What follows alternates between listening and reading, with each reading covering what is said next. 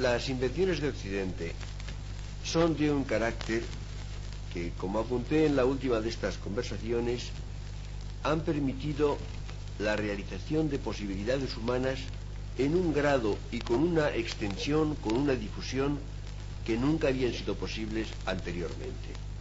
Quiero decir esto: a veces una cultura, un pueblo, se concentra en algún fin concreto y específico y consigue entonces resultados extraordinarios.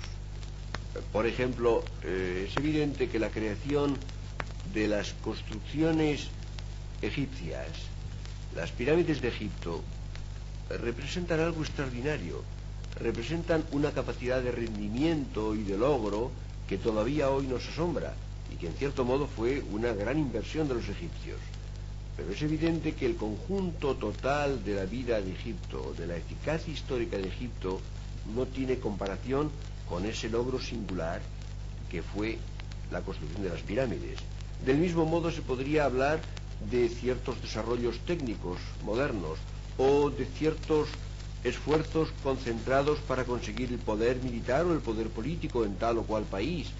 Por ejemplo, en la antigua Grecia, Esparta consiguió un poder efectivo militar muy fuerte, superior al de Atenas o al de Corinto, pero sacrificó toda su historia, todas las demás dimensiones de la vida a ese único logro, y si no recuerdo mal, me parece que la hegemonía la mantuvo durante 39 años, lo cual no quiere decir una gran inversión histórica, quiero decir, no es una eficacia mayor el sacrificar varios siglos de vida con sentido, con placeres, con refinamientos, a conseguir una brevísima hegemonía en el mundo griego.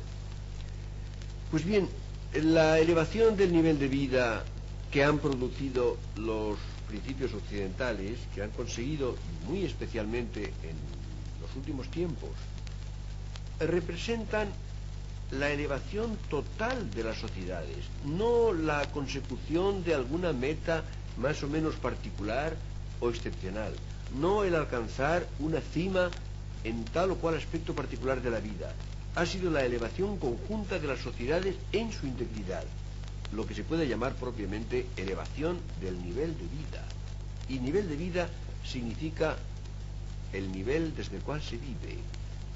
La elevación del nivel de vida, por tanto, representa el que la humanidad, o una parte de la humanidad, aquella a la cual nos referimos, se pone a vivir justamente a otra altura, justamente desde un punto de partida que con frecuencia supera lo que eran las posibilidades eventuales más altas de las minorías privilegiadas de otras culturas, de otras formas históricas. En realidad, habría que decir que la gran mayoría de la humanidad ha permanecido en niveles que consideramos prehistóricos hasta su occidentalización. Esto no quiere decir que no haya valores profundos, atractivos, conmovedores, en culturas sumamente primitivas en otro orden de cosas. Nos conmueve profundamente a veces el hallazgo de una vasija, de una pintura de los hombres prehistóricos. En España encontramos las prodigiosas cuevas de Altamira, que nos parecen admirables de fuerza, de gracia, de belleza. Son pinturas que afectan a lo más hondo de nuestra sensibilidad, pero evidentemente sería injusto comparar ese hallazgo de gracia y de fuerza de los anónimos pintores de Altamira con lo que significa la gran creación de la pintura italiana o de la pintura flamenca o de la pintura española en la época clásica, entre el siglo XVI y el siglo XVII. Sería absolutamente un paso a otro género incomparable. Pues bien, del mismo modo, no podemos medir, cuando hablamos de eficacia, no podemos medir tal o cual acierto singular, tal o cual primor o refinamiento alcanzado por una cultura con esa elevación tectónica de la sociedad entera, como si fuera un terreno que ha conseguido en velocidades increíbles el Occidente.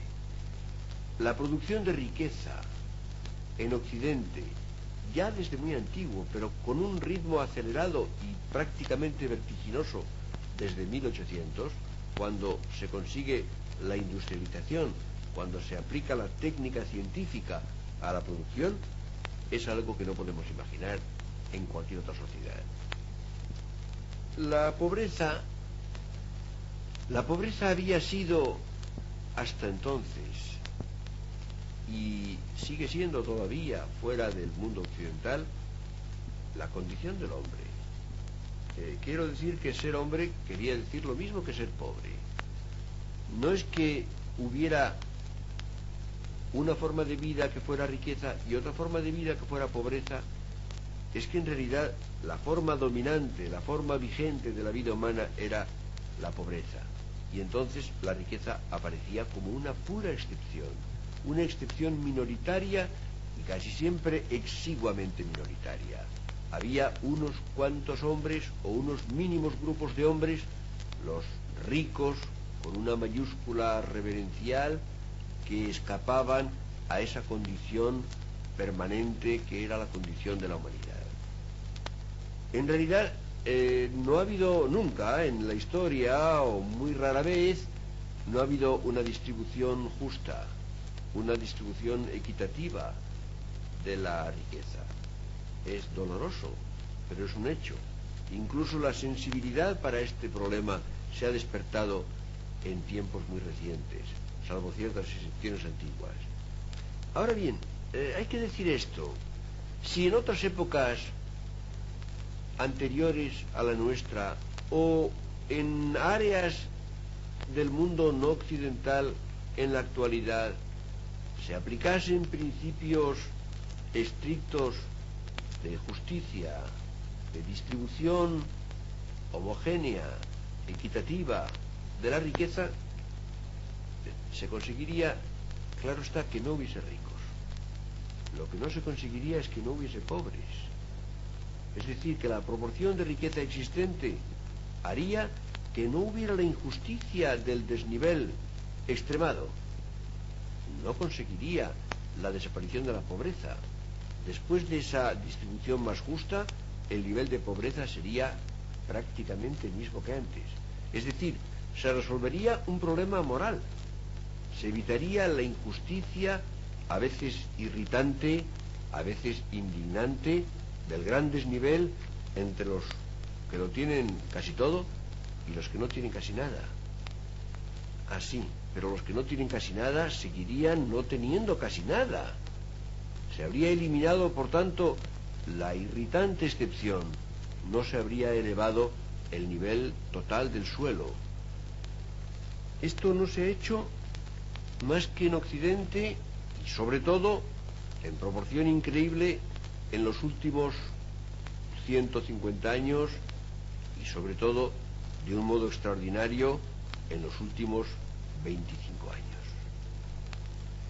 Hoy, en realidad, en el Occidente, la pobreza ha dejado de ser la condición del hombre. Es decir, el hombre no está condenado a la pobreza. El hombre puede ser pobre. La pobreza queda reducida a ser una posibilidad, un riesgo, una excepción, tal vez una vocación, porque la pobreza puede ser voluntaria y libremente elegida. Algunos datos reveladores quizá ayudarían a comprender mejor esto que quiero decir. No quiero abrumarlos a ustedes con estadísticas. Además, no creo demasiado en las estadísticas. Con ellas se pueden hacer muchos juegos intelectuales. Pero quiero elegir unos cuantos ejemplos que me parecen reveladores, que me parecen cualitativamente reveladores. Es decir, aquellos ejemplos en que lo cuantitativo adquiere un valor de cualidad, en que revela y descubre una cierta configuración de la vida o la comparación entre dos configuraciones. Hay un hecho fundamental. La humanidad ha sido durante la mayor parte de su historia, ha sido una humanidad labriega, campesina. El hombre prehistórico fue primariamente el cazador. Se hubiera podido llamar al hombre el cazador si no hubiera habido más que prehistoria. Hay un momento posterior en que el hombre no es cazador, no es solo cazador, es también pastor. Es decir, en lugar de apoderarse de los animales salvajes, los reduce a domesticidad, los cría y dispone de modo permanente de ellos. Hay el tercer paso que, repito, cubre la casi total extensión de la historia en que el hombre es agricultor, es labrador, es campesino. ¿Hasta cuándo? Hasta 1800. Hasta 1800, aproximadamente, la población campesina era el 80, el 90% de la humanidad. Según los países, oscilaba entre el 80 y el 90%.